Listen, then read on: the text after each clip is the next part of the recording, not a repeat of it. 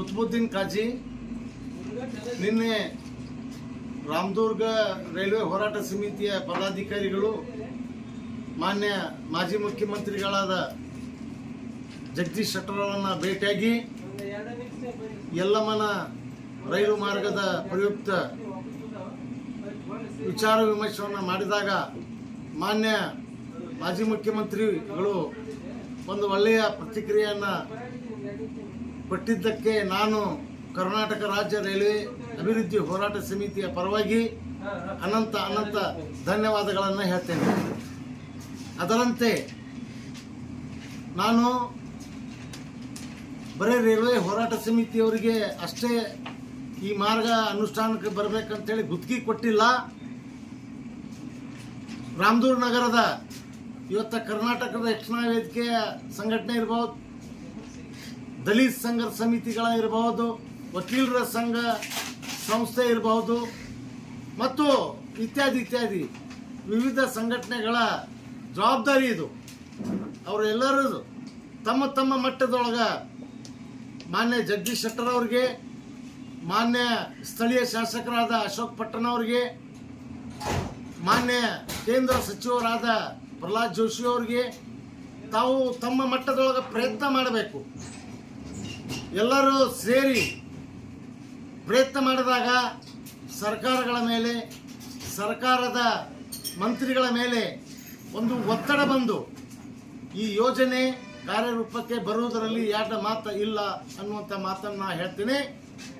ಅದರಂತೆ ಮಾನ್ಯ ಜಗದೀಶ್ ಶೆಟ್ಟರ್ ಅವರು ಮತ್ತು ಮಾನ್ಯ ಪ್ರಹ್ಲಾದ್ ಜೋಶಿ ಅವರು ಯಲ್ಲಮ್ಮನ ದೇವಸ್ಥಾನದ ಭಕ್ತರಿಗೆ, ಶಬರಿಕೊಳ್ಳದ ಭಕ್ತರಿಗೆ, ಗೊಡಚಿ ಈರಣ್ಣನ ಭಕ್ತರಿಗೆ, ಸಿರ್ಸಂಗಿ ಕಾಳಮ್ಮನ ಭಕ್ತರಿಗೆ ಒಂದು ರೈಲ್ವೆ ಸೌಲಭ್ಯ ದೊರಕಿಸಿಕೊಡಬೇಕಂತೇಳಿ ಒಂದು ಏನು ಪ್ರಾಮಾಣಿಕ ಪ್ರಯತ್ನ ನಡೆಸ್ಯಾರ.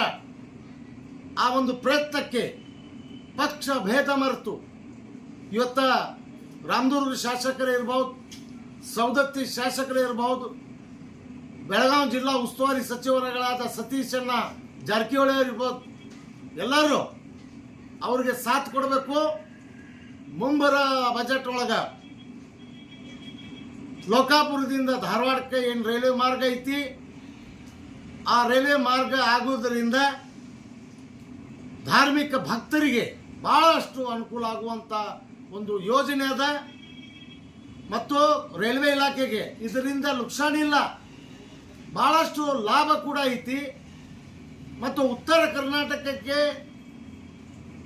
ಕರ್ನಾಟಕದ ಅಭಿವೃದ್ಧಿಗೆ ನಾಂದಿ ಆಗಲಿರುವ ಒಂದು ಸ್ವರ್ಣ ಯುಗ ಪ್ರಾರಂಭ ಆಗುವ ಈ ಯೋಜನೆ ಪಕ್ಷಾತೀತವಾಗಿ, ಜಾತ್ಯತೀತವಾಗಿ, ಸಂಘಟನಾತ್ಮಕವಾಗಿ ನಾವೆಲ್ಲರೂ ಸೇರಿ ಒಂದು ಪ್ರಯತ್ನ ಮಾಡಿದರೆ, ಎಲ್ಲರೂ ಒಗ್ಗಟ್ಟಾಗಿ ಒಂದು ದೊಡ್ಡ ಪ್ರಮಾಣದೊಳಗೆ ಹೋರಾಟ ಮಾಡಿದರೆ ಮಾತ್ರ ಅದು ಸಾಧ್ಯ.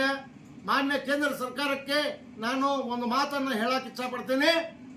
ಮಾನ್ಯರೇ, ಸಾರ್ವಜನಿಕರಿಗೆ, ಭಕ್ತಾದಿಗಳಿಗೆ ಅನುಕೂಲ ಆಗುವ ಇದ್ದರೆ ಅಲ್ಲೇ ರಿಟರ್ನ್ಸ್ ಯೋಜನೆ ಪರವಾದಂಥ ಸಮೀಕ್ಷೆ ನೋಡಕ್ಕೆ ಹೋಗಂಗಿಲ್ಲ.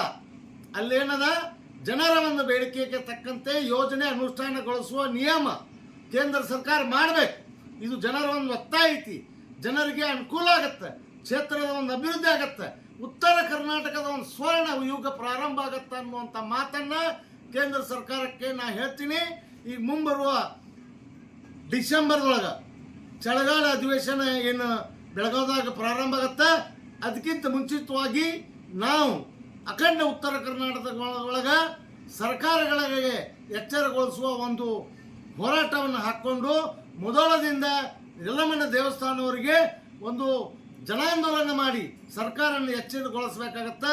ಅದರ ಮುಂಚಿತವಾಗಿ ಸರ್ಕಾರಗಳು ಎಚ್ಚೆತ್ತುಕೊಂಡು ಈ ಯೋಜನೆ ಕಾರ್ಯರೂಪಕ್ಕೆ ತರುವ ಪ್ರಾಮಾಣಿಕ ಪ್ರಯತ್ನ ಮಾಡಬೇಕಂತೇಳಿ ನಾನು ಇನ್ನೊಮ್ಮೆ ಎಚ್ಚರಿಸ್ತೇನೆ.